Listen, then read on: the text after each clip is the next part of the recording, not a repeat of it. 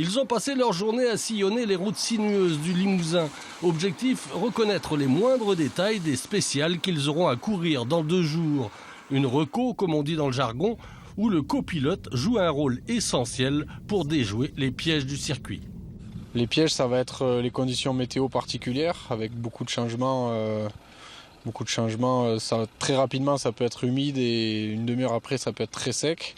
Et ici, la particularité, c'est les plaques noires, ce qu'on appelle les plaques noires qui ressortent du goudron très lisse, qui sont très très glissants en cas de pluie.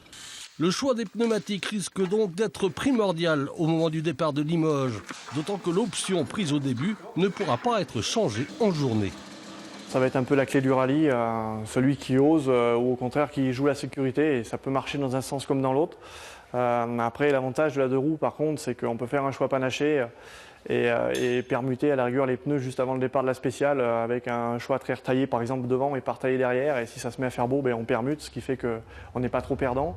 Reste la performance du pilote et de son bolide, en l'occurrence une Clio RS3 qui n'est pas la plus puissante du rallye, quoique. C'est une voiture qui reste très plaisante, c'est surtout un rapport prix-performance très intéressant à l'heure actuelle sur le marché. Malgré que ce soit une Clio 3 et non une Clio 4 dernière génération, mais le rapport vraiment prix-performance est intéressant. Après, on sait qu'on ne pourra pas se battre pour les premières places face aux 4 motrices qui sont bien plus puissantes et qui sont prévues à la base pour le chemin du monde des rallyes, donc qui sont des autos bien plus performantes. Début demain des contrôles techniques au parc des expositions de Limoges avec les premiers essais libres dans l'après-midi.